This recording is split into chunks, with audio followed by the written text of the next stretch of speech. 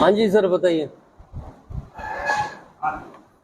आप सब पत्रकार बंधुओं को मेरा नमस्कार। अभी भारतीय जनता पार्टी ने भादरा विधानसभा क्षेत्र से मुझे अपना उम्मीदवार बना करके भेजा है। एक बार फिर से चुनाव लड़ने की एक महत्वपूर्ण जिम्मेदारी मेरे कंधों पर डाली है। तो इस मौके पर मैं लगातार मुझे भादरा विधानसभा क्षेत्र की जनता का, यहाँ के कार्यकर्ताओं का आशीर्वाद मुझे लगातार मिलता रहा, उनका स्नेह मुझे मिलता रहा। तो इस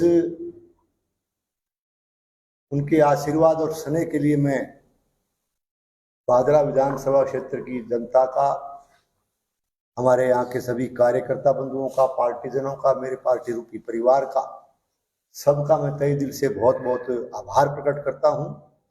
और पूरी पार्टी की तरफ भादरा विधानसभा क्षेत्र के सभी हमारे पार्टी रूपी परिवार की तरफ से मैं पार्टी आला कमान का, और जो मुझे ये जिम्मेदारी दी गई है, इसके लिए हमारे प्रदेश नेतृत्व का और शीर्ष नेतृत्व का मैं तहे दिल से उनका भी बहुत बहुत आभारी हूँ।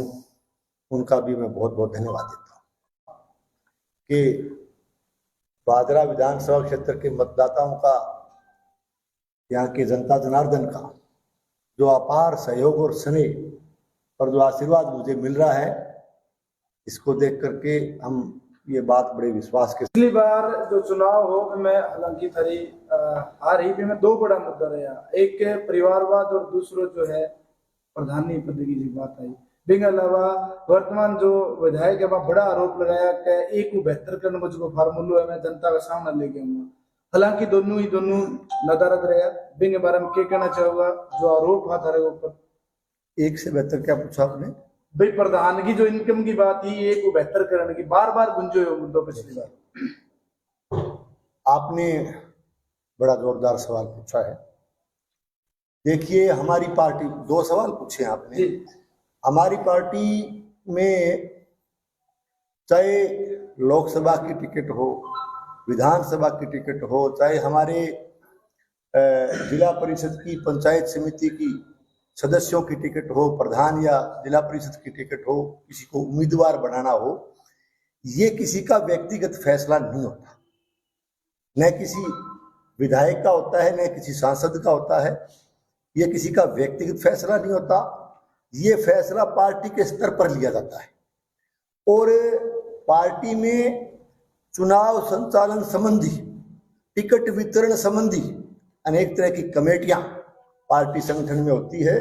वो सब जनता की भावनाओं को देख करके, जो धरातल पे काम करने वाले कार्यकर्ता हैं, उनको और उनकी भावनाओं को देख करके पार्टी अपना उम्मीदवार घोषित करती है। इसलिए ये कहना कि उसने ये परिवार का कर दिया, फलाने ने या फलाने व्यक्ति विशेष को कर दिया, ये किसी व्यक्ति विशेष का काम नहीं होता।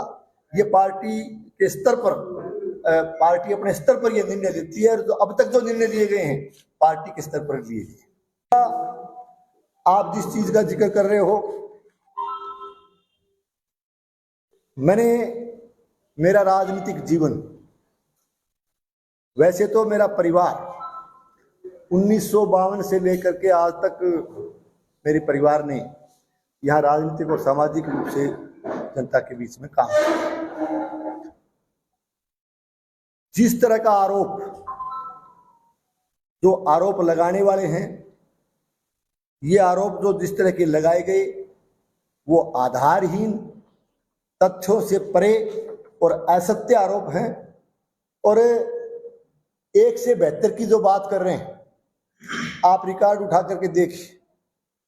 मैं मेरे उस बंधु से कहना चाहता हूं, जिसने भी आरोप लगाया होगा, रिकॉर्ड पे नॉमिनेशन की कोई एक जो घोषणा पत्र होता है, उसको देख करके शायद ये बात उन्होंने कही थी, जहां तक मुझे याद है। हम लोग नामांकन पत्र दाखिल करते हैं, तो नामांकन पत्र दाखिल करने में अनेक तरह की घोषणाएं और जो चीज है वो स्पष्ट रूप से हमें घोषित करनी पड़ती है। वो दो बातों को लेकर के कि 2013 में तो फार्म में ये चीज, नॉमिनेशन के टाइम में ये चीज थी, संपत्ति का शायद ब्यौरे की बात से संबंधित वो बोल रहे थे, और 2018 के अंदर ये आई। मैं आपको कहना चाहता हूं, उसको अपने आप को एडवोकेट समझने वाला व्यक्ति, अपने आप को वकील मानने वाला व्यक्ति, या तो समझ में कहीं भूल है, या पढ़ना कागज को, पेपर को कहीं न कहीं पढ़ने में हो सकता है भाई की नजरें कमजोर हो गई होगी, हो सकता है चश्मा नहीं लगाया होगा। दोबारा से डॉक्यूमेंट मंगवाइए, उनको पढ़िए।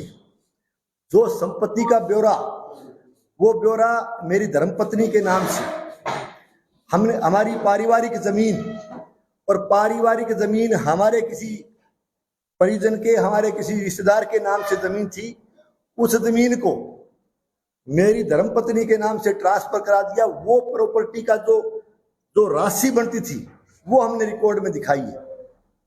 मान लीजिए 13 बीघा जमीन 2013 के समय किसी दूसरे पारिवारिक सदस्य के नाम थी, किसी रिश्तेदार के नाम हो सकती है, वो मेरी धर्मपत्नी के नाम से वो अगर रजिस्ट्री या ट्रांसफर किसी रूप में होती है, तो क्या हम उस संपत्ति का मूल्य उस रिकॉर्ड में दर्ज नहीं करेंगे? ये चीज देखने वाली है। और इसके अलावा मैं मेरी राजनीति के बारे में कहना चाहता हूं कि, और मेरा स्पष्ट चैलेंज, चेतावनी भरे शब्दों में कहना चाहता हूं, राजनीतिक जीवन में मेरे खिलाफ, मेरे परिवार के खिलाफ भ्रष्टाचार का एक नए पैसे का कोई आरोप साबित कर दे तो मूर्ति चौक पर फांसी का फंदा लगा लेना। संजीव बेनीवाल फांसी का फंदे पर चढ़ने के लिए तैयार है। लेकिन मैं ये चैलेंज उस साथी को भी कहना चाहता हूं, आरोप लगाने वाले को, कि क्या ये शर्त उसको मंजूर है? ये शर्त मंजूर है क्या?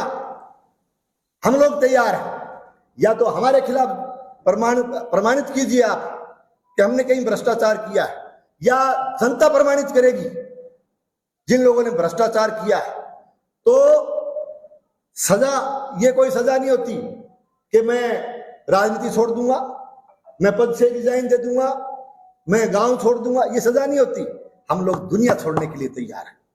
संजीव जी, आपको भारतीय जनता पार्टी की टिकट मिल चुकी है। मैं कहना चाहता हूं, सुनिए, मैं पुनः दोहराना चाहता हूं कि भ्रष्टाचार के मामले में मेरा खुला चैलेंज है कि कहीं भी मूर्ति चौक पर आप हमें, आप जनता के बीच में बिठाइए, और दावे के साथ मैं कहता हूं कि एक भी बात ये साबित हो, ये मैंने स्पष्ट बता दिया आपको। ये प्रॉपर्टी वाला, प्रॉपर्टी तो किसी के, एक और बता देता हूं मैं आपको, किसी भाई को यदि दर्द होता होगा, किसी के पास खानदानी प्रॉपर्टी है, या किसी कोई खानदानी परिवार में यदि कोई पैदा हुआ है, कोई संपत्ति वाले परिवार में पैदा हुआ है, ये कोई जुर्म नहीं है।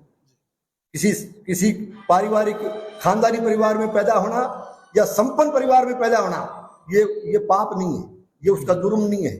ये बात उसको याद रखनी चाहिए। मैं कहना चाहता हूं, निकले हैं जो लोग हमारी शख्सियत बिगाड़ने, उनके खुद के किरदार मरम्मत मांग रहे हैं। संजीव जी, आप भारतीय जनता पार्टी के उम्मीदवार घोषित हो चुके हैं पार्टी की ओर से, और वर्तमान विधायक जो है वो अपने काम के आधार पर वोट मांग रहे हैं। तो आप भारतीय जनता पार्टी से हो, तो आपने 2 बार विधायक रहे, तो आपके प्रमुख क्या क्या कार्य किए हैं 10 साल में, और आगे जनता के बीच में क्या मुद्दा लेके जाओगे आप? जहां तक काम का सवाल है, जनता बड़े आशा और विश्वास के साथ अपना मतदान के जरिए अपना जनप्रतिनिधि चुन करके विधानसभा में भेजती है, और इसी इलाके में, अपने क्षेत्र में विकास के काम करवाना, ये हर जनप्रतिनिधि का एक दायित्व होता है, उसकी ड्यूटी होती है। और मेरा ये मानना है कि हर जनप्रतिनिधि अपनी ड्यूटी के प्रति, जनता के एक जिम्मेदारी है, उसके लिए, विकास के लिए काम करने का प्रयास हर जनप्रतिनिधि करता हुआ करना भी चाहिए। लेकिन एक बात मैं कहना चाहता हूं कि हम लोग जब चुने जाते हैं, हम विकास करते हैं, हम लोग जनता पर कोई एहसान नहीं करते, क्योंकि जनता ने हमें उस काबिल बनाया कि हम इस इलाके का विकास करें। ये बात दीगर है कि कुछ लोगों को ढोल पीटने की आदत है, हम लोगों को ढोल पीटने की आदत नहीं है। मैं आपको याद दिलाना चाहता हूँ, 1998 से 2003 के बीच में भी मुझे इस क्षेत्र की जनता ने अपना जनप्रतिनिधि चुन करके भेजा था, और टाइम के हिसाब से देखिए, आपको याद होगा उस टाइम एसडीएम हेडक्वार्टर के लिए आपको नौर जाना पड़ता था। हमने यहाँ सब डिवीजन हेडक्वार्टर भादरा को सब डिवीजन घोषित उस समय करवाया। आज उस समय भी मैं आपको याद दिलाना चाहता हूं कि हमारी अमर सिंह सिंचाई सिस्टम का जो मूल, जो जिसको मेन फीडर बोलते हैं, उसके अलावा जितनी माइनर, चाहे वो डीपीएन हो, चाहे वो एनटीआर हो, सरदारपुरा हो, मुंसरी माइनर हो, भादरा माइनर, जितनी भी परवाड़ी माइनर, महराना जो भी हो, सारी की सारी नहरें कच्ची हुआ करती थी। और उस जमाने में किसान को एक बड़ी दिक्कत ये आया करती थी कि कई बार वो नहरें क्षतिग्रस्त हो जाती थी, टहल के किसान को पूरा पानी नहीं मिलता था। एक किसान का बेटा होने के नाते सबसे पहले मैंने उस पहले कार्यकाल का मैं जिक्र कर रहा हूँ, हमने सरकार के सामने उस बात को रखा कि इन नहरों को पक्का कीजिए ताकि टहल तक बूंद बूंद पानी का सही सदुपयोग टहल का किसान कर सके। आप लोग जाकर के देखिए, आप चाहे सरदारपुरा के हेड पर चले जाओ, चाहे आप बरवाड़ी माइनर के हेड पर चले जाओ, चाहे आप मुंसरी के हेड पर चले जाओ, चाहे भादरा माइनर के हेड पे जाओ, आप जाकर के आज भी देख सकते हो कि उस टाइम का, उसके शिलान्यास का, लोकार्पण का पत्थर आज भी हमारे नाम का लगा हुआ है। हमने उस टाइम इन सारी माइनरों को पक्का करवाने का काम किया, टहल पोर्शन तक उनको पक्का करवाने का काम किया, और आज उन माइनरों में टहल के किसान को पानी जो आता है, वो पानी सही सलामत पानी लोगों को मिलता है, उसकी एक सुविधा मिलती है। मैं आपको ये भी याद दिलाना चाहूंगा कि 1998 में जब मैंने सबसे पहले यहाँ का कार्यभार संभाला, उस समय सिद्धमुख वितरिका यानी सिद्धमुख सिंचाई परियोजना के अंतर्गत आने वाली सिद्धमुख वितरिका और रतनपुरा वितरिका, जिसकी मेरे विधायक बनने से पहले एक लंबी डिमांड उस समय यहाँ के किसान कर रहे थे, बड़े आंदोलन जो है उस जमाने में हुआ करते थे, और मैंने उस समय सरकार के समक्ष, तत्कालीन मुख्यमंत्री जी और सिंचाई मंत्री जी के समक्ष उस बात को मजबूती के साथ रखा, और मेरे उसी कार्यकाल में सिद्धमुख वितरिका और रतनपुरा वितरिका को न केवल मंजूर करवाया बल्कि उसका निर्माण कार्य भी हमने पूरा करवाया। आज सिद्धमुख और रतनपुरा वितरिका आप देख रहे हैं। स्कूल कर्मोन्नत करवाने का काम भी उस जमाने में किया गया। आज यदि आप नजर डालोगे हमारे 2013 और 2018 के कार्यकाल के दौरान किए जाने वाले कामों, एक मांग करीब 25-30 साल से इस इलाके में थी कि हमारे शिक्षा के क्षेत्र में हमारे यहाँ के विद्यार्थियों उच्च शिक्षा प्राप्त करने के लिए, हायर एजुकेशन के लिए उनको या तो हरियाणा जाना पड़ता था या पड़ोस के किसी दूरस्थ स्थान पर जाना पड़ता था, और एक लंबी मांग थी कॉलेज की। और मुझे कहते हुए खुशी है कि हमारे उस कार्यकाल के दौरान हमारी तत्कालीन मुख्यमंत्री आदरणीय वसुंधरा राजे जी ने हमारी उस मांग को पूरा किया और भादरा में प्रथम कॉलेज यानी राजकीय महाविद्यालय की स्थापना। मैं आपको यह भी याद दिलाना चाहूंगा कि स्कूल कर्मोन्नत करवाने के लिए, मैं शिक्षा की बात कर रहा हूं, स्कूल कर्मोन्नत करवाने के लिए 10वीं का स्कूल, चाहे 10+2 का स्कूल हो, ग्रामीण क्षेत्र के लोगों को, शहरी क्षेत्र के लोगों को भी जहां यदि नहीं था तो उनको काफी मशक्कत करनी पड़ती थी, स्कूल कर्मोन्नत करवाने के लिए जगह चक्कर लगाने पड़ते थे। हमारी पिछली सरकार जब बनी तो हमने मजबूती के साथ इस बात को रखा कि रोज रोज जनता इस बात से परेशान होती है, हमारे छात्र परेशान होते हैं, स्टूडेंट्स परेशान होते हैं, तो एक इस तरह की व्यवस्था हमारे विशेष करके ग्रामीण क्षेत्र में होनी चाहिए। तो मैं आपका ध्यान आकर्षित करना चाहता हूं कि लगभग प्रत्येक पंचायत क्षेत्र में हमने इस भादरा विधानसभा क्षेत्र में भी 10+2 के स्कूल खोलने का काम किया, क्रमोन्नत करवा करके 10+2 बनाने का काम किया, और बड़ी संख्या में 10वीं के स्कूल भी उस समय बनाए गए, खोले गए। CSC PSC से CSC में क्रमोन्नत गांधी बड़ी का आपने देखा, उस कार्यकाल के दौरान केंद्र खोले गए। गांव में आपने देखा होगा कि हमारी उस सरकार से बनने से पहले खड़वंजा निर्माण की सड़कें हुआ करती थी। CC रोड जिसको हम बोलते हैं वो कहीं कहीं शहरी क्षेत्र में देखने को मिलती थी। ये भी मैं याद दिलाता हूँ कि शहरी क्षेत्र की भी 1998 वाले टर्म में पहली सीमेंट रोड सावा रोड पर वो बनाने का काम भी हमारे कार्यकाल में हुआ था। तब स्टार्ट हुई थी CC रोड, किसी ने देखी थी बाजार में, लेकिन वो शहरी क्षेत्र तक सीमित थी। हमने निर्णय लिया कि गांव में जो कीचड़ वगैरह है उससे निजात दिलाने के लिए गांव का गौरव बढ़ना चाहिए, और बड़े पैमाने पर प्रत्येक पंचायत हेडक्वार्टर पर लगभग हमने ग्रामीण गौरव पथ बनाने का काम किया, CC रोड बनाने का काम किया, और इसके साथ साथ मिसिंग लिंक बड़े पैमाने पर बनाई गई। आपका हाँ हम बैठे हैं, आपको याद दिलाना चाहूंगा, ये रोड भादरा बाढ़ समझ आप कह लीजिए या रावसर बाढ़ समझ इसको कह लीजिए, इस रोड को भी करीब 135 किलोमीटर मेरे ध्यान आ रहा है। इस सड़क का पुनर्निर्माण हमारे समय में जब हम आए थे तो आवागमन के लिए बहुत दुविधा हो रही थी, ये हमारी उस सरकार के समय किया गया। और इसके साथ साथ कामों का जहाँ तक सवाल है, जितना बन पाया विकास के काम करने के प्रयास किए गए। और आज आपने देखा होगा कि हमारे स्थानीय वर्तमान या निवर्तमान कह सकते हैं,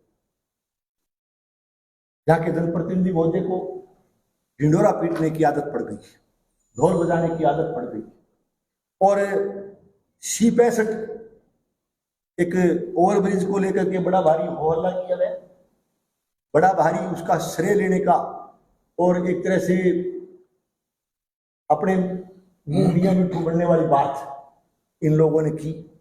मैं आपको याद दिलाना चाहता हूँ, अच्छी बात आप C65 बना रहे हो, अच्छी बात है आप किसी निर्माण के लिए स्वीकृति ला रहे हो, हम वेलकम करते हैं, लेकिन ये बात भी याद रखने वाली है कि पिछले भाजपा के कार्यकाल के दौरान करीब 1.5 दर्जन के करीब रेलवे अंडरब्रिज बनाने का काम हम लोगों ने किया था, और भादरा विधानसभा क्षेत्र का पहला रेलवे ओवरब्रिज भाडी मोड़ पर बनाने का काम हम लोगों के द्वारा, हमारी सरकार के द्वारा किया गया। और आज भी गोगामेडी की सभा के अंदर माननीय नितिन गडकरी साहब पधारे थे, शहर में जो समस्याएं आई हुई है उसके लिए ओवरब्रिज की घोषणा भी हमारी सरकार में बैठे हुए केंद्रीय मंत्री जी करके गए। मैं ये कहना चाहता हूँ कि देखिए, विकास का काम करवाना, ये विकास का काम करवा करके हम यदि सत्ता में किसी पद पर हमें जनता ने पहुंचाया है तो विकास के काम करवा करके हम किसी पर एहसान नहीं करते। ये हमारी ड्यूटी बनती है, ये हमारा दायित्व बनता है, ये हमारी जनता के प्रति जवाबदेही बनती है। इसलिए ये विकास के नाम पर इस तरह की बात कह करके बार बार जो है ढोल पीटने की आवश्यकता नहीं है। काम समय अनुसार किए जाते रहे, आगे भी भविष्य में सरकार बनेगी। राजस्थान में भारतीय जनता पार्टी की सरकार बनने के बाद विकास की गति को और आगे बढ़ाने का काम हम लोग। आपके समय में चकबंदी सर्वे शुरू हुआ था, लेकिन उसके बाद में वो बंद हो गया, तो इसके पीछे क्या कारण रहे होंगे? देखिए, किसी काम को करने के लिए सरकार की दृढ़ इच्छा शक्ति की आवश्यकता होती है। आपको याद होगा पिछली सरकार के समय, क्योंकि आज सिद्धमुख सिंचाई परियोजना को लंबा समय हो गया, आज भी सिद्धमुख सिंचाई परियोजना के क्षेत्र में जो गांव, जो सिंचाई का क्षेत्र है, उसमें आज भी बाराबंदी नहीं है, चकबंदी, और ये बार बार जो है कहते हैं पानी थेफ्ट हो रहा है या जो भी दिक्कतें आती है। इस सब का समाधान वास्तविक रूप में यदि देखोगे तो एक ही समाधान है। इसका समाधान ये है कि चकबंदी, किलाबंदी, चकबंदी, मुरबाबंदी का काम पूरा हो, और वो काम पूरा होने के बाद बाराबंदी एक तरह से लागू हो, ताकि किसान को अपनी वास्तविक पानी की बारी का पता चले और एक सही सिस्टमिक ढंग से जी सिंचाई की सुविधा का उपयोग यहाँ के किसान कर सकें और उसका पूरा लाभ किसान को मिले, किसी तरह के विवाद या झगड़े नहीं हो, ये स्थिति बननी चाहिए। इसके लिए पिछली सरकार के समय हमने किलाबंदी, चकबंदी, मुरबाबंदी का काम मेलिया गांव से हमने उसका शुभारंभ किया था और लगभग 75% काम हमारी सरकार के समय हमने पूरा किया। उसके बाद में 2018 के चुनाव आ गए, आचार संहिता लागू हो गई और आचार संहिता लागू होने के बाद में भारतीय जनता पार्टी को या हम लोगों को जनता ने पुनः सुनकर भेजना उचित नहीं समझा। तो ऐसे हालात में आने वाली सरकार का यह दायित्व बनता था कि उस काम को कंटिन्यू रखे, उस काम में निरंतरता रहे। लेकिन मुझे कहते हुए तकलीफ कि इन लोगों ने महज इसलिए कि ये काम बीजेपी शासन के समय का शुरू हुआ है, इस पर बीजेपी का ठप्पा लग जाएगा, फलां चीज ये हो जाएगी, इस दुर्भावना में आकर के एक ढिल्ले का काम, प्रगति उस काम में इन्होंने नहीं की। उल्टा इन्होंने कहा हम इस समस्या से निजात दिलाएंगे, पानी की व्यवस्था को सुव्यवस्थित करवाएंगे। इन्होंने सिंचाई के नाम का थाना, शायद आपने पहली बार राजस्थान में सुना होगा, पूरे राजस्थान प्रदेश में आप पत्रकार बंधु बैठे, आप लोकतंत्र का चौथा स्तंभ बैठे, सही है। कहीं आपने सिंचाई का थाना सुना है? नौर के अंदर सिंचाई का थाना खोल करके इन्होंने ये ऐलान किया कि हम पानी की व्यवस्था को सुव्यवस्थित कर देंगे, जिसकी FIR होने के बाद में जिसकी शायद कोर्ट कचहरी जो है वो अवसर में स्थापित की गई है। मेरा कहना ये नहीं है कि आप किसी अपराध को रोकने के लिए कानूनी प्रावधान के तहत आप थाने क्यों खोल रहे, मेरा कहने का अभिप्राय ये नहीं है। थाने तो पहले से 3 थे, भादरी, भादरा, भिरानी और आपके गोगामेड़ी, ये इस क्षेत्र के थाने थे। और कोई भी एक तरह से किसी तरह का अपराध होता है तो उसकी FIR तो उसी धारा दफा में दर्ज होती है, आज भी वही होती है। तो केवल मात्र थाना खोलने से आप समस्या का समाधान नहीं कर सकते, और यदि हुआ तो बता दीजिए आप, आज भी समस्या यथावत है। अच्छा होता कि ये लोग, ये चुने हुए लोग, वर्तमान की सरकार दलगत राजनीति से ऊपर उठ करके किसान हित की बात करते हुए उस काम को यदि कंटिन्यू करती, उस शेष काम को यदि पूरा करवाती, तो आज यहाँ के किसान को बहुत बड़ा फायदा होता। मैं कहना चाहता हूं ये इसलिए नहीं कर पाई क्योंकि यहाँ की वर्तमान कांग्रेस सरकार और यहाँ का लाल झंडे वाला जनप्रतिनिधि किसान विरोधी, जन विरोधी। 64 नंबर 100 में भी इसीलिए नहीं बढ़ा कि वो भाजपा का ठप्पा नहीं। देखिए C64 का जहां तक सवाल है, अब आप पुनः उस बात पे आना चाहते हो जन साहब, मैं कहना चाहता हूं C64 को आप याद कीजिए, यही दिन थी, लगभग इनसे महीने पर पहले होगा, आचार संहिता लगने से महीने 2 महीने पहले होगी, हमारे तत्कालीन मुख्यमंत्री हमारी आदरणीय वसुंधरा राजे जी भादरा पधारी थी यात्रा के दौरान। तो उन्होंने हमारे शहरवासियों ने एक उनको अवगत करवाया था कि C64 एक अंडर ब्रिज और दीजिए, और आपको याद होगा कि तुरंत प्रभाव से उन्होंने यहाँ हमारे विद्यालय ग्राउंड के अंदर जो मीटिंग हुई उसमें सभा के अंदर सरेआम घोषणा की, और न केवल घोषणा की बल्कि उसकी प्रशासनिक स्वीकृति, तकनीकी स्वीकृति और वित्तीय स्वीकृतियां भी जब के हाथों जारी की, उसके वर्क ऑर्डर जारी हुए। लेकिन मुझे कहते हुए तकलीफ कि वर्तमान जनप्रतिनिधि के जो है कि हठधर्मिता मान लीजिए, उनकी निष्क्रियता मान लीजिए, या सरकार का एक तरह से जो बात आप कहना चाहते हो वो बीजेपी के शासन में हुआ है, इस तरह की दुर्भावना मान लीजिए। C64 कब का कंप्लीट हो जाना चाहिए था, जनता को एक राहत मिलती, लेकिन इन लोगों की जन विरोधी नीतियों की वजह से C64 लगातार लंबित होता गया और आज समस्या आपके सामने है। संजीव जी, जिस प्रकार से आपके शासन काल में बामन की जो गौरवपथ रोड बनी थी, अन्य सड़कें भी बनी थी और लगभग अभी तक वो चल भी रही है, ऐसी क्या तकनीकी थी उस समय और ऐसा क्या अभाव है इस समय कि सड़कें 1 महीने भी नहीं चल पाती?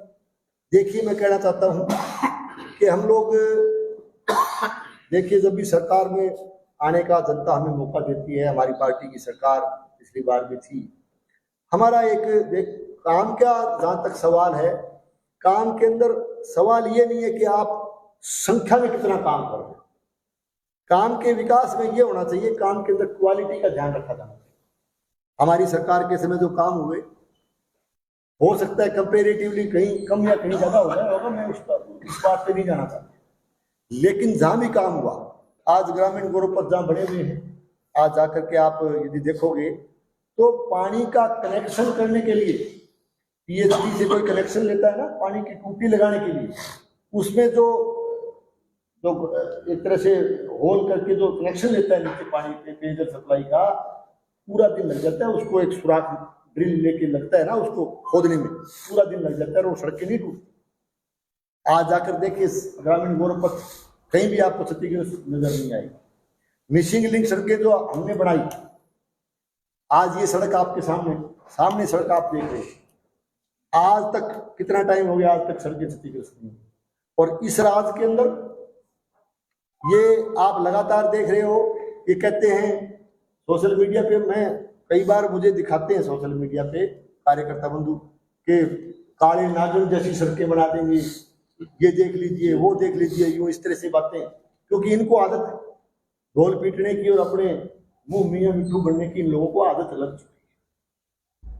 अब ये इनकी क्वालिटी देखिए, आप कहीं भी जाएंगे, चाहे मिसिंग लिंक हो, चाहे आपके शहर का कोई निर्माण कार्य हो, सब जगह आप जाओगे, हफ्ते 10 दिन पहले कार्य होता है और 15 दिन बाद उसकी मरम्मत की आवश्यकता पड़ जाती है। ये इसलिए हो रहा है कि ये लोग क्वालिटी का ध्यान नहीं रखते। और मैं ये भी बात दावे के साथ कहना चाहता हूं कि ये नौबत क्यों आ रही है, ये इसलिए आ रही है कि सड़क निर्माण का कार्य हो या कोई दूसरा निर्माण कार्य हो, बड़े पैमाने पर भ्रष्टाचार है। भादरा की सीवरेज के बारे में आप क्या कहना चाहते हैं? भादरा की सीवर का जहां तक सवाल है, ये शहर की एक बहुत बड़ी समस्या है। सीवरेज का कार्य लगातार इन्होंने लंबित भी किया।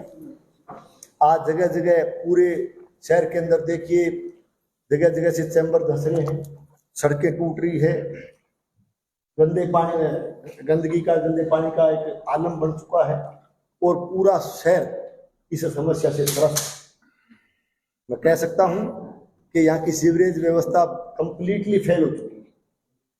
वो इसलिए हुआ कि उसमें भी वर्तमान शासन के दौरान उस कार्य के अंदर बड़े पैमाने पर भ्रष्टाचार हुआ है और आज एक तरह से शहर को नरकीय जीवन जीने पर विवश कर दिया गया।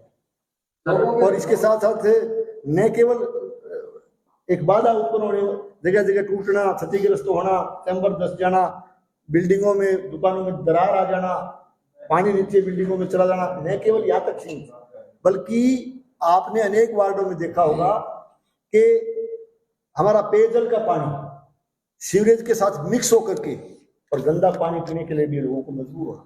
अपने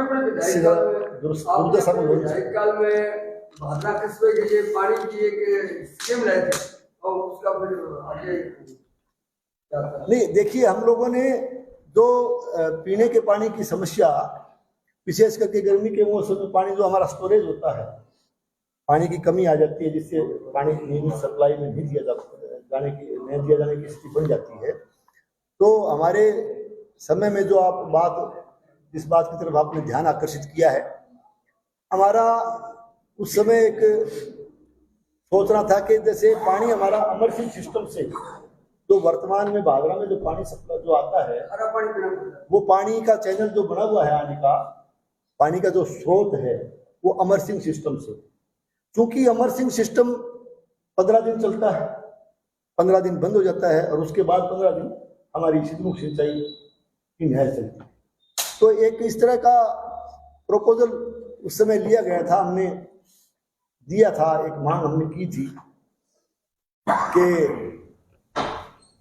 15 दिन जब अमरसिंह चलती है तो हमारा चैनल चल रहा है और सिद्धमुख सिंचाई प्रणाली जो 15 दिन चलती है, उससे भी एक आउटलेट लेकर के पीएचडी के लिए और एक और चैनल वहां से या पाइपलाइन वहां से लेकर के आई, ताकि पूरा महीना पानी चाहे अमरसिंह में चल रहा होता है, सिद्धमुख में चल रहा हो, लगातार पानी स्टोरेज हमारे वाटरवर्क्स में होता रहे और इस शहर में पानी की कमी की समस्या नहीं आए। वो हमने प्रस्ताव बना के उसमें दिया था। उसके बाद हमारी सरकार, क्योंकि चुनाव हो गए, आचार संहिता लग गई, सरकार तो स्कीम को रोक दिया गया। तो उस स्कीम पे अभी तक मैं ये नहीं कहता, अगर प्रगति होती तो आपके सामने आ जाती, अगर उसमें कोई प्रोग्रेस होती तो आपके सामने आ जाती, लेकिन शायद इन्होंने उस काम को प्राथमिकता नहीं। अब दूसरी चीज मैं कहना चाहता हूं, पेयजल का आपने जिक्र कर दिया, जल जीवन मिशन, ये जो अभी गांव के अंदर आप देख रहे हो अनेक जल प्रदाय योजनाएं बनी हैं, जगह जगह पाइपें, जगह जगह पाइपों के ढेर आप देख रहे हो, इसका भी एक ढिंढोरा पीटने का काम लाल झंडे वाले कर रहे हैं कि देखिए हमारे समय में इतनी पाइपें आ गई, हमने इतनी योजनाएं। मैं ये कहना चाहता हूं कि ये आपकी मेहरबानी से नहीं है। ये जल जीवन मिशन योजना आदरणीय प्रधानमंत्री जी, हमारे देश के नेता आदरणीय नरेंद्र मोदी जी इस योजना को लेकर के आए। उन्होंने इस योजना को लागू किया है कि 2024 के दिसंबर तक भारतवर्ष में किसी भी इलाके का व्यक्ति पेयजल से वंचित ना रहे और हर घर में नल के द्वारा शुद्ध जल पीने का उसके घर तक पहुंचाया जाए। इसके लिए जल जीवन मिशन योजना हमारे आदरणीय प्रधानमंत्री जी ने देश भर में लागू की। उसका फायदा निश्चित रूप से लोगों को मिल जाना चाहिए था, लेकिन मुझे ये कहते हुए भी तकलीफ है कि जल जीवन मिशन योजना में भी राजस्थान की सरकार का आशातीत सहयोग न मिल पाने की वजह से, या यहाँ वही बात फिर आ जाती है कि चूंकि ये योजना भारतीय जनता पार्टी के प्रधानमंत्री जी की दी हुई, इसलिए राजस्थान की वर्तमान सरकार ने जगह जगह जल जीवन मिशन में बाधाएं उत्पन्न की है। और जो प्रगति आज देश भर में जल जीवन मिशन योजना को लेकर के हो जानी चाहिए थी, क्योंकि इस योजना से जुड़े हुए मंत्री भी हमारे राजस्थान प्रदेश से ताल्लुक रखते हैं। हमारे आदरणीय गजेंद्र सिंह जी मंत्री, उन्होंने खूब पैसा इस काम के लिए स्वीकृत करने में खुले हाथ से उन्होंने जारी किया, लेकिन फिर भी जो एक रेशा, जो एक अनुपात में पैसा राजस्थान सरकार का वहां जाना चाहिए था, वो समय पर ना देने की वजह से, जगह जगह उसमें बाधाएं उत्पन्न करने की वजह से जो परिणाम आज जल जीवन मिशन योजना का आ जाना चाहिए था वो नहीं आ पाया। ये भी इस सरकार की एक विफलता मैं राजस्थान सरकार की मानता हूं। और जहां जहां काम हुए जल जीवन मिशन में, उसमें भी इन लोगों ने, जैसे ढाणियों में कनेक्शन देना हुआ, मैं भादरा विधानसभा क्षेत्र का जिक्र करना चाहता हूँ, इन्होंने दलगत राजनीति में फंस करके इन्होंने लोगों के साथ भेदभाव भी किया है और इस प्रदेश के अंदर जल जीवन मिशन योजना में बहुत बड़ा भ्रष्टाचार भी हुआ। इसलिए जो आज काम हो जाना चाहिए था उस काम में बाधा। आप पर सर निरंतर आरोप लगते आए हैं। स्थानीय जनप्रतिनिधि अपने हर भाषण में एक बात कहते हैं कि मैंने जोड़ और गोचर पर कब्जे नहीं करवाए। आपकी आज तक जोड़ पर कब्जों में या गोचर भूमि की इन बातों के ऊपर आज तक आपका कोई स्टेटमेंट नहीं है। कितनी सर इन बातों में सच्चाई है, क्या आप कहना चाहें? इस बात में किसी तरह की सच्चाई नहीं है। ये केवल राजनीतिक दवेशता से राजनीतिक आरोप लगाने का ये काम कर रहे हैं, बाकी इस बात में कोई सच्चाई नहीं। और मैं पहले भी कह चुका हूं, मैं एक बार आप समझ नहीं पाए मेरी बात, मैंने पहले भी कहा है, निकले हैं जो लोग मेरी शख्सियत बिगाड़ने, उनके खुद के किरदार मरम्मत मांगने, उनको देख लेना चाहिए। आपने क्या किया, आपने क्या दिया है भादरा के अंदर? एक तरह से झूठ और लूट का लाइसेंस आपको भादरा में मिल चुका है और लगातार आप झूठी बातें लोगों के सामने कर रहे हो, लोगों पर झूठे आरोप लगा रहे हो, किसी आरोप में सच्चाई नहीं है। फसल बीमा को लेकर आपके क्या विचार? देखिए, फसल बीमा योजना, थोड़ा सा तो मैं आपका ध्यान इस तरफ भी आकर्षित करना चाहूंगा। आपने अच्छा सवाल किया है। हमारे देश के यशस्वी प्रधानमंत्री आदरणीय नरेंद्र मोदी जी ने प्रधानमंत्री फसल बीमा योजना के नाम पर एक बहुत बड़ी सौगात भारतवर्ष के किसानों को दी और उसका बहुत बड़ा लाभ पूरे देश भर के किसानों को मिल रहा है। मैं आपको निवेदन करना चाहूंगा, जब से ये योजना लागू हुई उस समय हम सरकार में थे। 2018 के चुनाव से पहले आप आंकड़ा निकाल लीजिए, लगातार फसल बीमा योजना का बड़ा लाभ भादरा विधानसभा क्षेत्र के किसान को मिला और एक साफ सुथरा बीमा जो है यहाँ के लोगों को मिला। 2018 के बाद में मुझे ये कहते हुए तकलीफ है कि जिस फसल बीमा योजना के नाम पर लोगों को भ्रमित करके लाल झंडे वाले जनप्रतिनिधि ने यहाँ सत्ता हासिल करने का काम किया, उनके आने के बाद आपने देखा होगा 2018 के बाद अब तक जो भी फसलें आई, हर फसल के दौरान फसल बीमा के लिए लगातार लोगों को धरना प्रदर्शन करना पड़ा, किसानों को धरना प्रदर्शन करना पड़ा, कभी एसडीएम कार्यालय के आगे, कभी डुंगराना में, कभी रामगढ़ में, अनेक जगह धरने प्रदर्शन हुए। एक भी साफ सुथरा बीमा एक भी फसल का नहीं आया।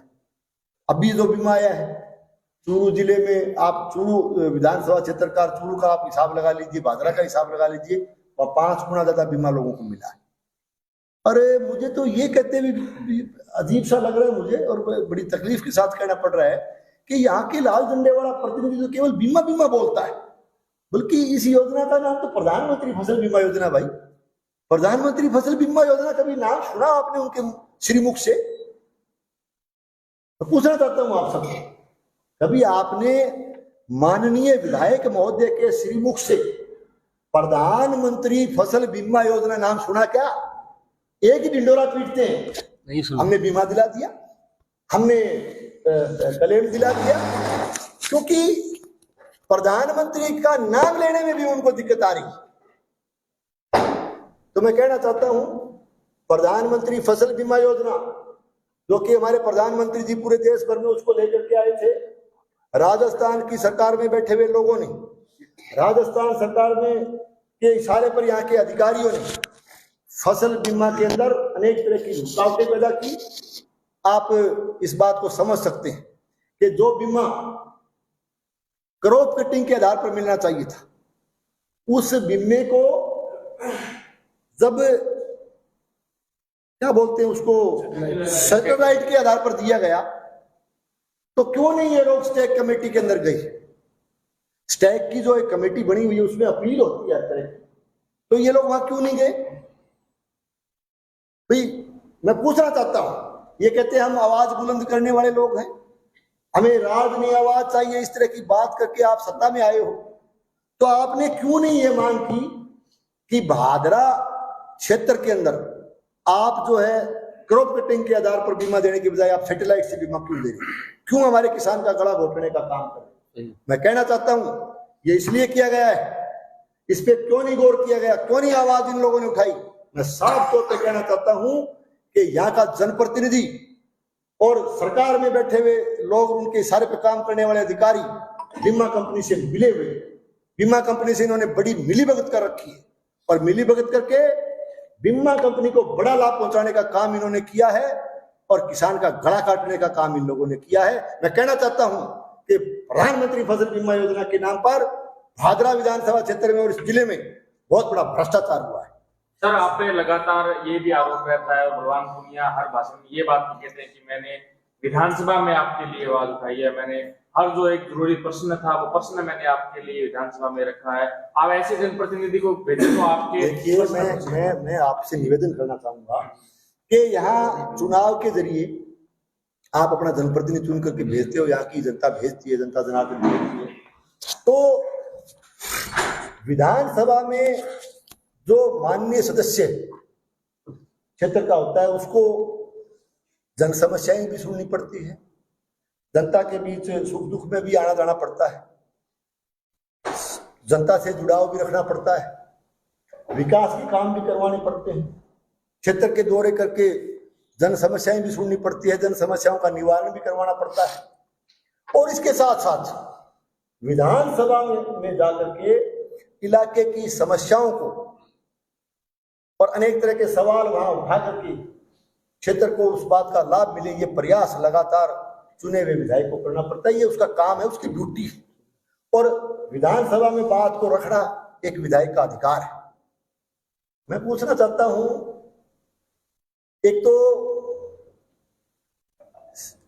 जब हम विधानसभा में थे तो लाइव प्रसारण का भी सिस्टम नहीं था, अब लाइव प्रसारण का सिस्टम भी आ गया।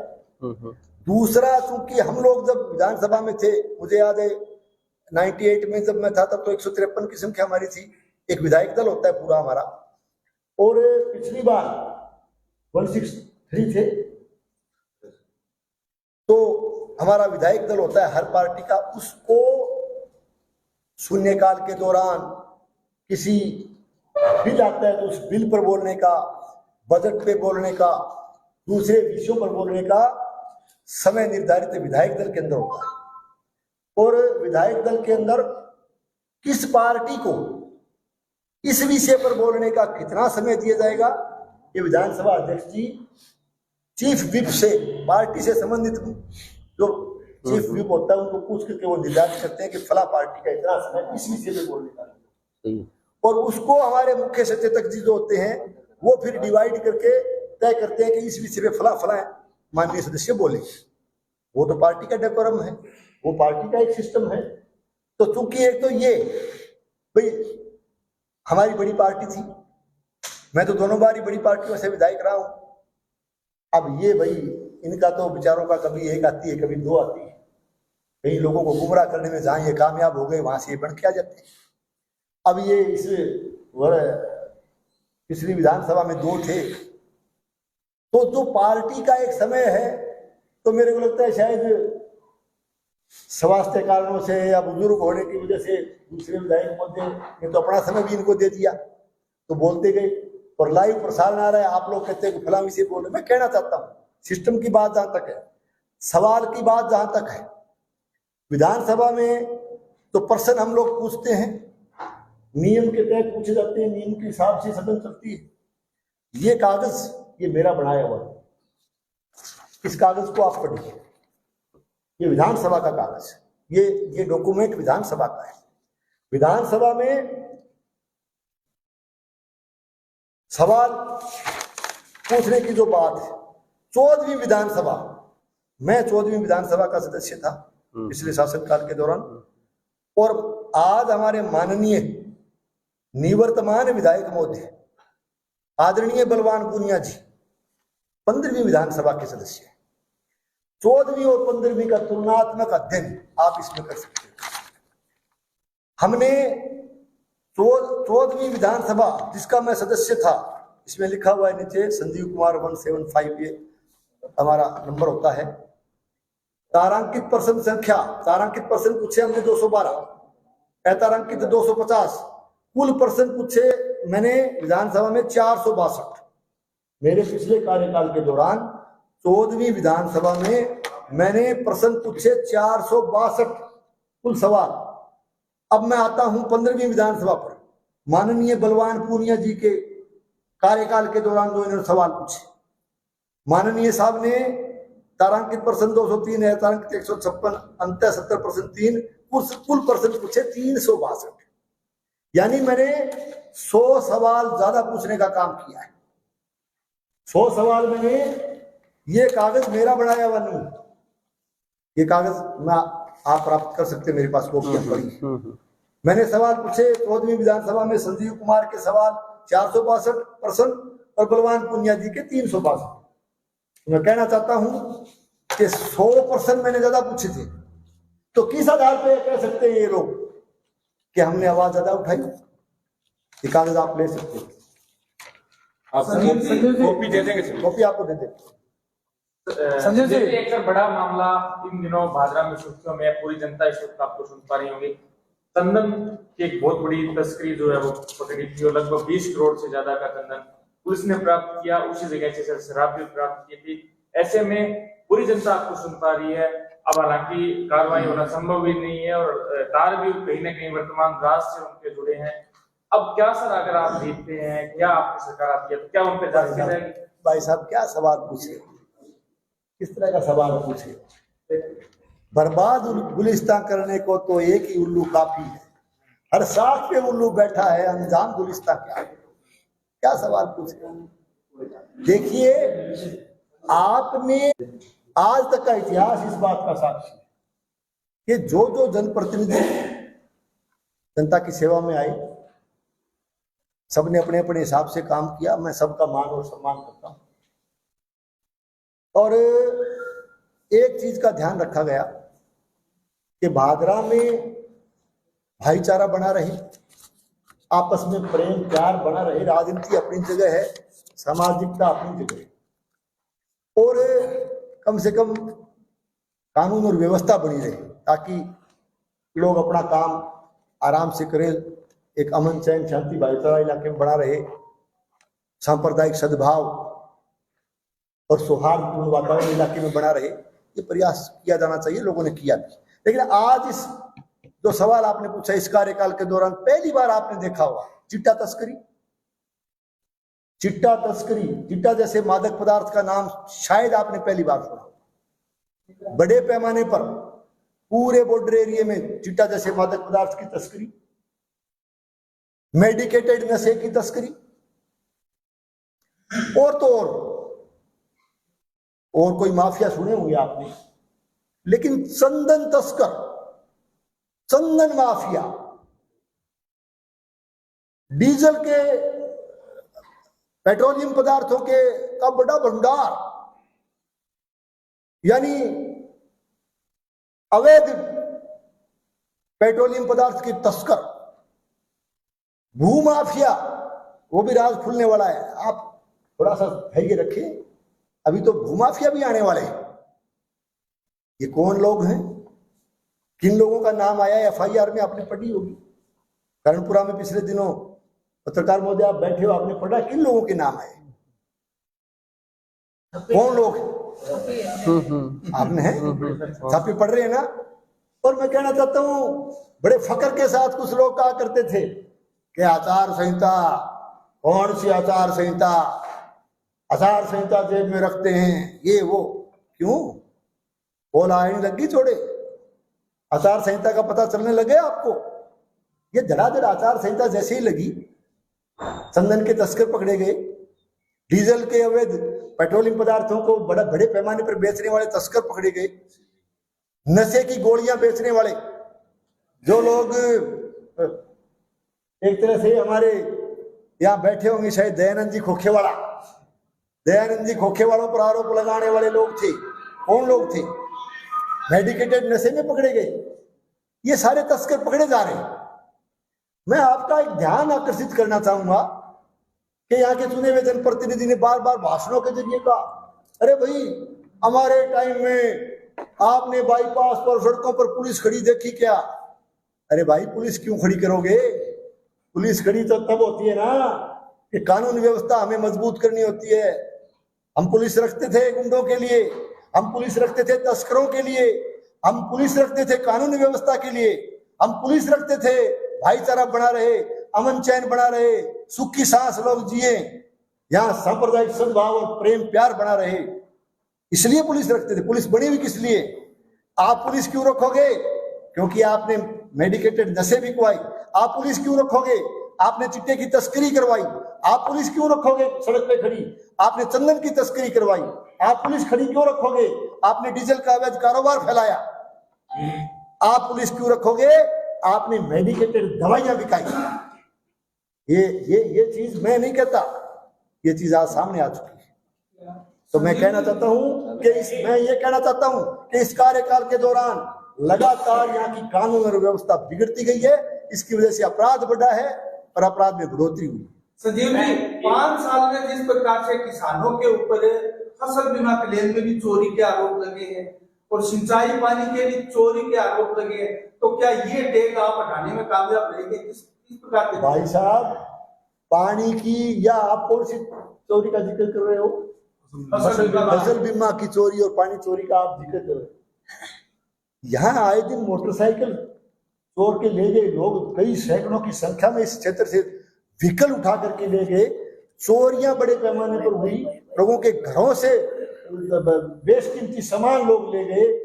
और यहाँ चोरी, चंदन की चोरी, यहाँ डीजल की और पेट्रोलियम पदार्थों की चोरी, या चिट्टे जैसे पदार्थ की बिक्री, या मेडिकेटेड नशे की बिक्री, क्या इसको आप मतलब कानून व्यवस्था के रूप में देखोगे तो क्या ये चोरियां पर्याप्त नहीं है इन लोगों के लिए, इन लोगों के ढिंढोरा पीटने वालों के लिए? इनको देखना चाहिए। और पानी चोरी का, और ये देखिए, सरकार जिसकी होती है उसका दायित्व होता है कि वो हर चीज को व्यवस्थित रखे और हर चीज को चोरी। वैसे मेरा मानना ये है कि कोई भी सरकार का कहीं भी कानून में कहीं भी ये उसका राज धर्म नहीं बढ़ता कि वो चोरी करवाए। श्रीमान जी, आपको अधिकृत प्रत्याशी घोषित कर दिया गया है और माना जाता है कि कई पार्टियों में कई दावेदार होते ही हैं। सुनने में आ रहा है कि कुछ एक जो दावेदार जता रहे थे वो अपना अलग रास्ता भी अख्तियार करना चाह रहे। ऐसे में क्या कहेंगे, कोई अगर बगावत हो जाती है तो भाजपा पार्टी किस रुख पे जाती है, या उनको लाने के लिए आप क्या कदम उठाएंगे? आप उनसे मिले हो क्या सर? देखिए, हमारी पार्टी एक अनुशासन वाली कैडर बेस्ड पार्टी है और बहुत सोच समझ के निर्णय पार्टी हमेशा करती रहती है। टिकट मांगने का जहां तक सवाल है, पार्टी के कार्यकर्ता का, प्रत्येक कार्यकर्ता का एक हक होता है, एक अधिकार होता है टिकट मांगने का। प्रत्येक कार्यकर्ता का टिकट मांगने का अधिकार होता है और निर्णय करना आला कमान का काम होता है। और क्योंकि ऐसा कोई भी विधानसभा क्षेत्र नहीं है जिसमें टिकट मांगने वालों की लंबी लिस्ट नहीं होती है, होनी भी चाहिए ताकि एक अच्छा सिलेक्शन पार्टी कर सके।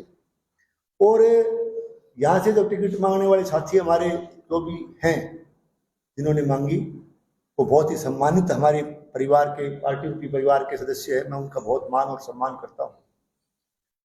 अब चूंकि पार्टी ने फैसला ले लिया तो हमारी अनुशासित पार्टी है, इसमें सबसे संपर्क किया जा चुका है और मेरा ये मानना है कि इस प्रदेश में एक मजबूत भारतीय जनता पार्टी की सरकार लाने के लिए, इस कुशासन का इस राजस्थान से अंत करने के लिए, इस जन विरोधी कांग्रेस की सरकार को इस राजस्थान प्रदेश से विदा करने के लिए, और एक बहुत ही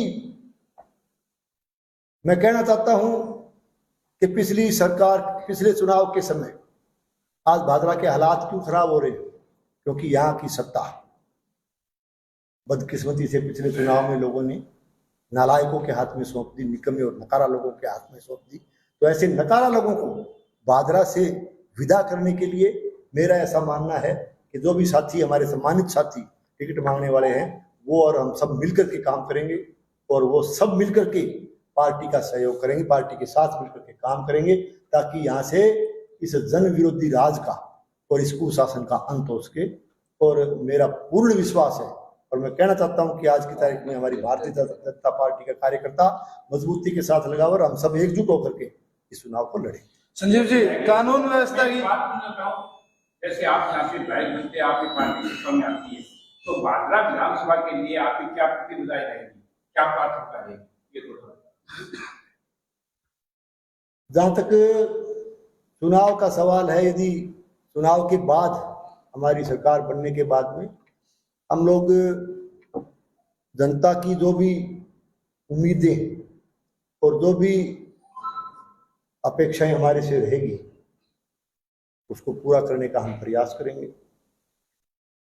हमारे भादरा विधानसभा क्षेत्र में एक अच्छा सुशासन देने का प्रयास करेंगे, यहाँ की कानून व्यवस्था दुरुस्त हो, यहाँ शांति के साथ अमन चैन और भाईचारा बना रहे, सबको अपनी बात कहने का अधिकार हो, सबको अपना काम करना, अच्छी तरह से अपना काम करें तो अच्छी कानून व्यवस्था इस इलाके को मिले। सिंचाई की जो परेशानियां हैं, विशेष करके इस इलाके में सिंचाई की समस्याएं बहुत बड़ी है, उनका समय रहते निदान हो। बिजली की समस्याएं हैं, उनका समय रहते निदान हो। और जो भी जन समस्याएं उभर करके इस वर्तमान कुशासन के दौरान जो जन समस्याएं उभर करके आई है, उन जन समस्याओं का निवारण हम मजबूती के साथ कर सकें, ऐसा हम प्रयास करेंगे। और मैं आप सबको आश्वस्त करना चाहता हूं कि एक अच्छा सुशासन देने का प्रयास करेंगे, इसमें कोई दो राय नहीं है, क्योंकि जनता बड़ी उम्मीद के साथ जनप्रतिनिधि चुनती है और ये बड़ा महत्वपूर्ण चुनाव है। और संजीव जी, आपके कार्यकाल में भादरा कस्बे में 3 सुलभ शौचालय बने और ग्रामीण जनता जो आती थी उनको कुछ परेशानी से आपने सुविधा दी, लेकिन आज हालात ये है कि सरकारी हॉस्पिटल है, वहां तो आदमी पेशाब भी नहीं कर सकता, जब करोड़ों रुपयों का वो था। इसी प्रकार से एक और है तीनों केसेस वो भी देता है। इसके बारे में आप अगर विधायक बनते हो तो उसके आगे के जो आपका कार्यकाल का उस आगे के लिए बताओ। सुलभ शौचालय का जिक्र कर रहे हो आप।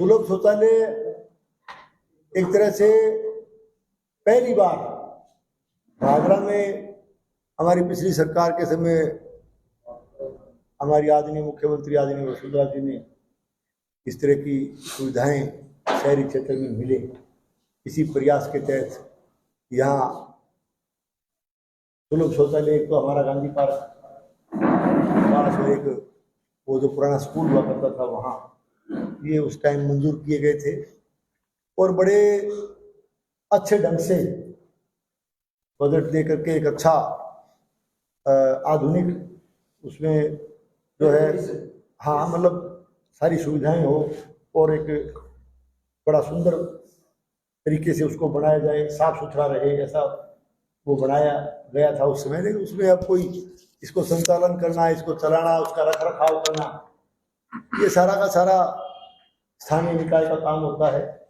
तो मेरे ख्याल से जो ध्यान आप आकर्षित कर रहे हो कि उसके रख रखाव में कोई कमी आई है, तो निश्चित रूप से जिस बात को लेकर के हम पिछली सरकार के समय चले थे, हम भी उसकी अगर अच्छी व्यवस्था नहीं बन पा रही उसको देखते तो हमें भी दुख होता है।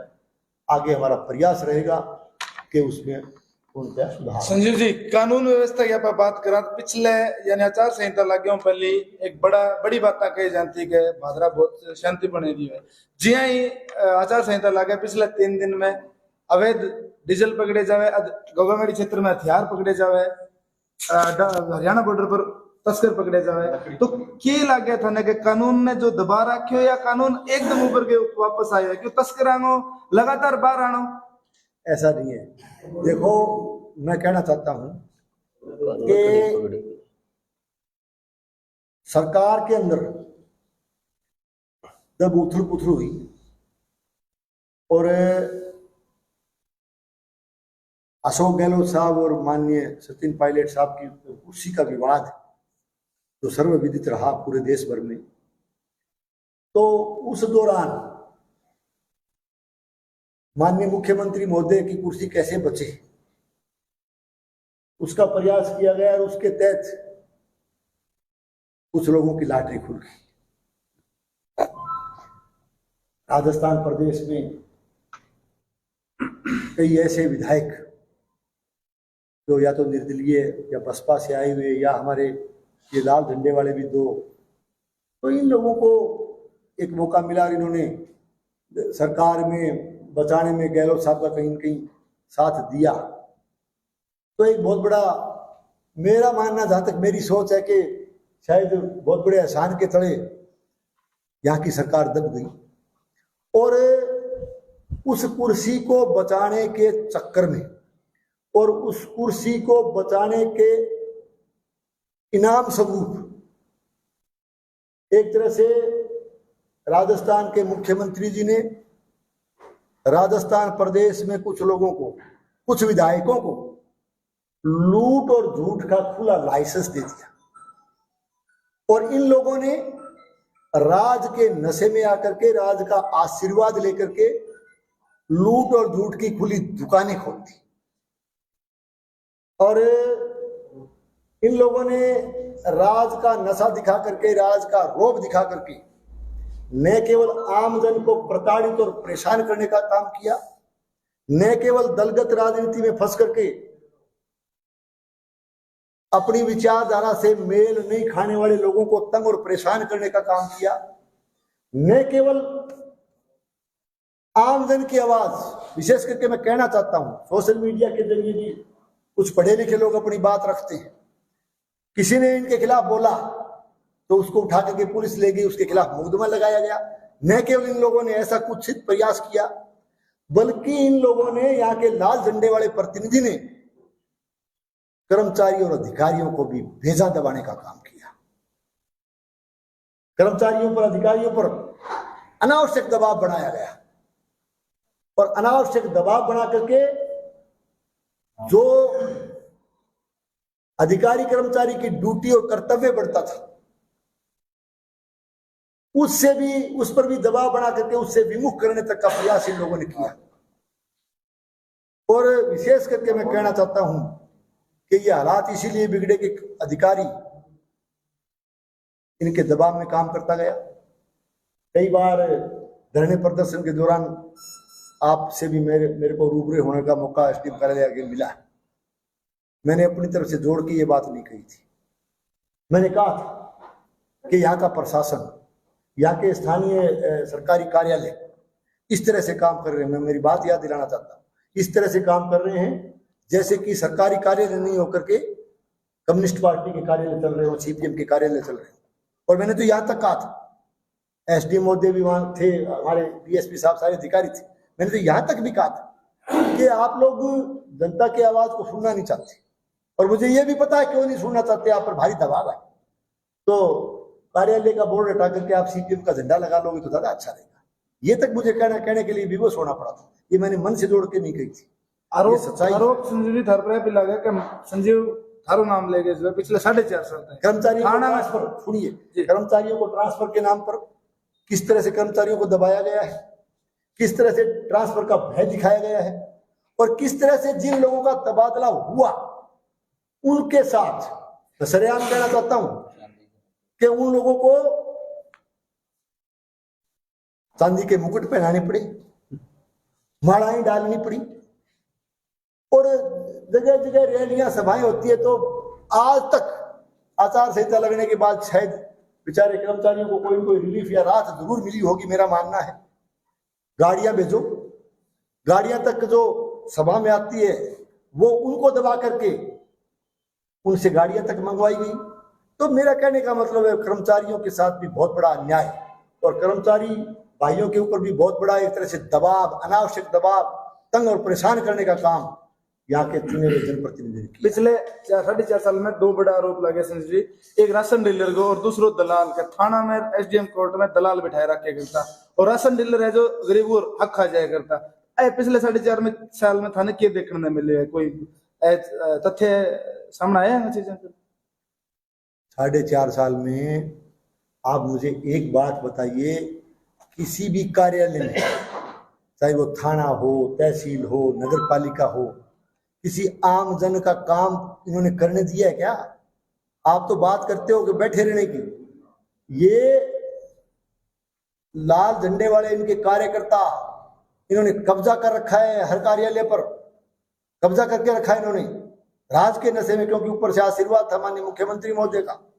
और आमजन काम करवाने के लिए वहां अपने जायज काम के लिए भी गया तो उनके काम तक इन लोगों ने नहीं होने दिए। अब उसको ये चूंकि मैं अमर्यादित भाषा बोलना नहीं चाहता, ये मेरे जहन में भी नहीं है और ये मेरी विचारधारा में नहीं। उनको क्या कहोगे आप? ठेकेदार कहोगे, जेलदार कहोगे, क्या कहोगे उनको? शासनाध्यक्ष कहोगे? दलाल शब्द का मैं इस्तेमाल नहीं करना चाहता। आप लगा लीजिए साहब कौन लोग। राशन डीलर, सारी चीजें आ जाती है उसमें। डीलर क्या, वो तो कार्यालय सरकारी है तो उसमें सारे काम आ जाते हैं, सारे काम आ जाते हैं उसमें। कई डीलर में ऐसा देखा जगह चुनाव के टाइम सस्पेंड करवाया गया और बाद में बहाल भी कर दिया गया। किसी का सस्पेंड होना, बहाल होना, ये एक प्रक्रिया जरूर हो सकती है, लेकिन यहाँ तो इन लोगों ने अपने प्रभाव से सब कुछ किया भाई। इन लोगों ने तो अपने प्रभाव से जनता को तंग करने में कोई और कसर बाकी नहीं छोड़ी। और दूसरी बात ये भी है कि एक तरह से मेरा ये स्पष्ट आरोप है कि कोई भी क्षेत्र का जनप्रतिनिधि, विधायक, कोई एक व्यक्ति नहीं चुनता। यहाँ जनता जनार्दन, यहाँ का मतदाता बड़े मान और सम्मान के साथ विधायक जैसी सीट के लिए एक जनप्रतिनिधि को चुनती है। और ये एक बहुत बड़ा गरिमा में पद है, और इस गरिमा में पद पे रहते हुए काम करने वाले व्यक्ति को बड़े मर्यादा में रहकर के काम करना पड़ता है। मुझे ये कहते हुए भी पीड़ा है कि बड़े आशा और अरमान के साथ जिस लाल झंडे वाले व्यक्ति को चुना यहाँ की जनता ने, उसने एक तरह से यहाँ की जनता का, यहाँ के मतदाताओं का मान और सम्मान नहीं किया, मान और सम्मान में कमी आई। और इसके साथ साथ जिस तरह का व्यवहार आमजन के साथ इनका रहा, जिस तरह का कुशासन इन्होंने दिया, जिस तरह का रावण राज इन्होंने दिया, वो मैं कह सकता हूं कि यहाँ का प्रतिनिधि, यहाँ का जनप्रतिनिधि मर्यादा विहीन हो चुका है। गरिमा में पद को ठेस पहुंचाने का भी काम किया है। और एक जो 1952 से लेकर के आज तक भादरा विधानसभा क्षेत्र का एक सोने जैसा इतिहास था, उस सोने जैसे इतिहास को कलंकित करने का काम इस व्यक्ति ने किया है। ये मैं साफ कहना चाहता हूं। नीठाना बिजली आंदोलन की बात करूंगा संजीव जी। बटे लगातार संघर्ष 2-3 साल लगातार वहां लोग संघर्ष करे और बाने एक नाम दियो गया, एक जाति विशेष का लोग संघर्ष करने लग रहे, मुकदमा कराया गया, 90 साल गए, बुजुर्गों पर भी आज भी मुकदमा तारीख पड़ने लग रही है। तो भी आंदोलन ने के नजरिए देखो, या पे जो मुकदमा है वन वापसी कराया जाएगा या बात जो भाषा शैली यूज करेगी। मैं आपसे निवेदन करना चाहूंगा कि नेठाणा के लोगों ने विद्युत संघर्ष समिति बना करके उन्होंने बहुत बड़ा संघर्ष इस क्षेत्र में किया है और बड़ी वाजिब मांगों को लेकर के वो लोग लड़े। उनका कहना ये नहीं था कि हम बिल नहीं भरेंगे, उनका कहना ये था कि अनावश्यक बिल, यानी आप फ्यूल चार्ज के नाम पर, अन्य कर के नाम पर आप एक अनावश्यक बिल का दबाव जो उपभोक्ताओं पर बढ़ा रहे, उसको हम सहन नहीं करेंगे। एक लोकतांत्रिक तरीके से, एक डेमोक्रेटिक से वो संघर्ष कर रहे थे। और मैं आपको ये भी याद दिलाना चाहूँगा कि जब तक गहलोत साहब की और पायलट साहब की जो कुर्सी की लड़ाई नहीं हुई थी, इनका पेचअप नहीं हुआ था कांग्रेस के साथ, तब ये खुद गए थे वहाँ और इन्होंने खुद उपभोक्ताओं से कहा कि बिल जला दीजिए, बिल भरने की आवश्यकता नहीं है। तो इनकी नजरें फिर गई। इन लोगों ने कहा नो, बिल तो भरना पड़ेगा। ठीक है, कानून के तहत आप बोल रहे होंगे, लेकिन जो व्यक्ति और डंडे से पुलिस के द्वारा दबाने के लिए जिस तरह से नेठाणा गांव के लोगों के साथ दुर्व्यवहार किया गया, जिस तरह से उनकी भावनाओं को ठेस पहुंचाने का काम किया गया, जिस तरह से लगातार उनके ऊपर जो है झूठे मुकदमे बनाने का, उनको पुलिस उठा करके ले गई, थाने में बंद किया, मुकदमे बनाए गए, ये बात न केवल नेठाणा के उपभोक्ता, न केवल नेठाणा के मतदाता, वहां के नागरिक, बल्कि ये क्षेत्र भूलने वाला नहीं है। संजीव जी, इस क्षेत्र में लगातार मर्डर हो रहे हैं। भादरा में भी एक लोरे में खाली प्लाट में इस प्रकार का शव मिला था और भोगावेड़ी में भी इस प्रकार का शव मिला था और ब्लाइंड मर्डर है, उनकी गुत्थी कब सुलझेगी, क्या कहेंगे? एक बात आपने जो याद दिलाई है, अपराध मैं पहले ही कह चुका हूँ कि अपराध वर्तमान शासन के दौरान इस इलाके में बढ़ा है और अपराध इस कदर बढ़ा है कि न केवल चोरी की घटनाएं बल्कि सरेआम हत्याएं हुई है। उनका भी आज तक उनके ऊपर भी जो कार्रवाई होनी चाहिए थी वो सकारात्मक कार्रवाई लोगों को देखने को नहीं मिली। क्यों करेंगे? अगर ये लोग करने वाले होते, इनकी कथनी और कथनी में फर्क नहीं होता। ये लोग राज में आने से पहले दरी बिछाने का काम करते थे, संघर्ष के नाम पर लोगों को बरगलाने का काम करते थे। कहते हम आवाज़ उठाएंगे, हमारी बुलंद आवाज़ आपको देखने को मिलेगी। जोर जोर से बोलना, राज के नशे में आकर के बोलना या अन्य किसी नशे से बोलना, ये आवाज़ बुलंद करने का तरीका नहीं होता। आवाज़ बुलंद करनी थी तो मैं याद दिलाना चाहूँगा, कृष्णा जोगी हत्याकांड के लिए ये लोग दरी पर नहीं बैठे थे क्या? कृष्णा जोगी हत्याकांड को लेकर के ये लोग दरी पे नहीं बैठे थे क्या? तो जब दरी पे आप बैठने वालों में थे तो राज आने के बाद में आपने विधानसभा में या सरकार के समक्ष आज तक उसके बारे में आवाज क्यों नहीं उठाई? आपकी आवाज, आप कहते थे इस आवाज को बुलंद करिए, राजनी आवाज चाहिए। आपकी आवाज भादरा से जयपुर जाते जाते दब गई, न केवल दब गई बल्कि राज की झोली में जाकर के बैठ गई। आप राज के मजे लेने लग गए। किस बात की आप एक हत्याकांड की बात कर रहे हो, मैंने पूरा बताया है आपको कि पूरे भादरा के अंदर कानून और व्यवस्था की स्थिति इस राज के दौरान लगातार बिगड़ती गई। ऐसे में मान सकते हैं कि आप सीधे सीधा कांग्रेस मुख्यमंत्री अशोक गहलोत पर यह आरोप लगा रहे कि उन्होंने अपने वर्धन माकपा विधायक को इतनी खुली छूट दे दी कि वो आम जन को पीड़ित करे, शोषित करे, अब उनका दमन करे। इसमें दोहराई क्या है?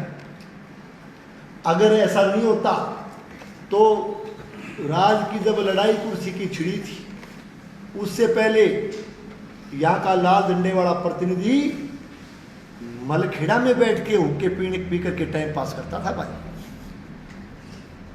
और राज जैसे ही आया, राज का आशीर्वाद जैसे ही मिला, तो उसी समाज का होका पीने वाले व्यक्ति ने, उसी उगाड़ पर होका पीने वाले व्यक्ति ने यहां तक कहा है कि मलखेड़ा की होके की गुड़गुड़ाहट मेरे पुल से ढलने के बाद शुरू होती है। ये क्या है? ये राज का नशा नहीं है क्या?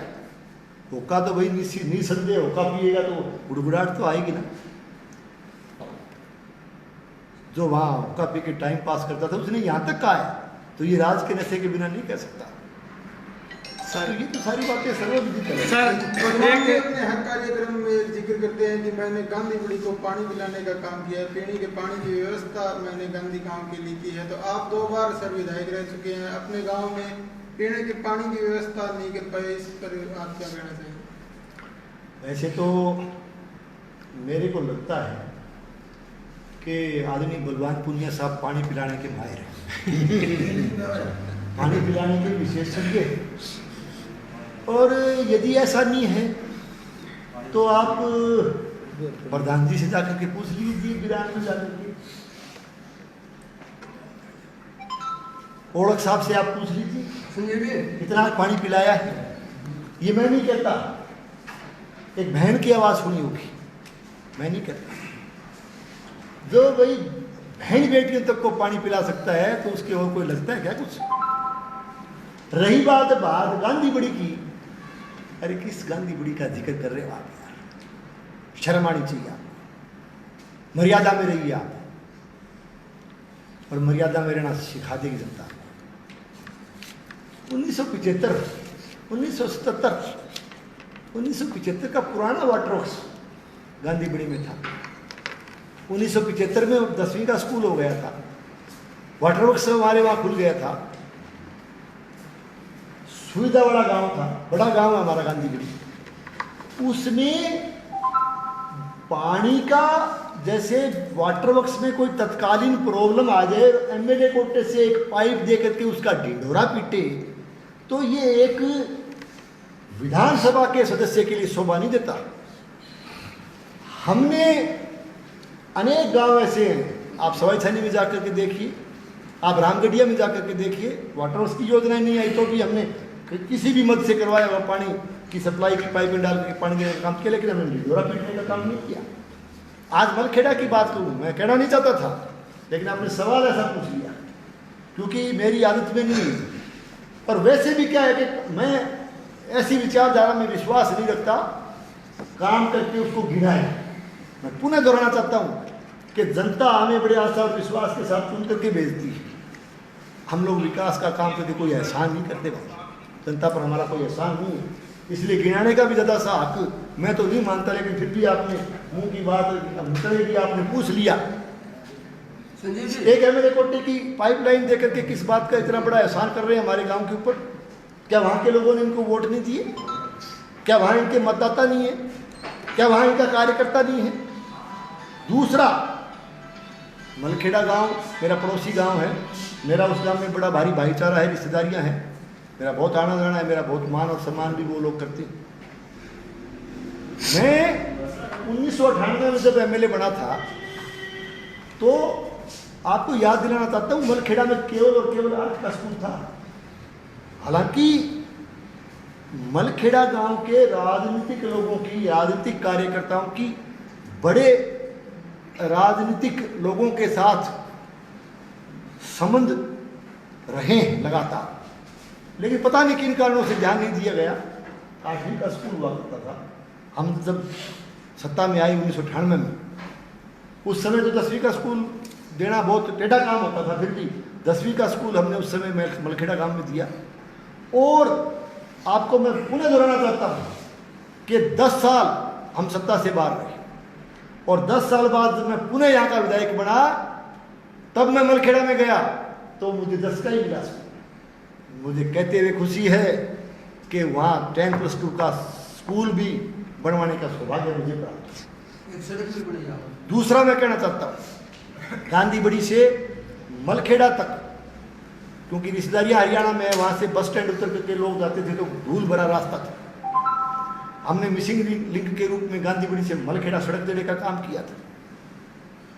हमने, आप पूरे गांव के अंदर जाकर के देखिए, ये बात मैं मन से, मैं कोई मेरी तरफ से जोड़ के नहीं कहना चाहता, मलखेड़ा का दौरा कीजिए आप किसी भी कोने में किसी गली का कोना देखोगे तो वहाँ संजीव बेनीवाल का शिलान्यास या लोकार्पण का पत्थर आपको, किसी रोड का, किसी इंटरलॉक सड़क का आपको आवश्यक रूप से देखने को मिलेगा।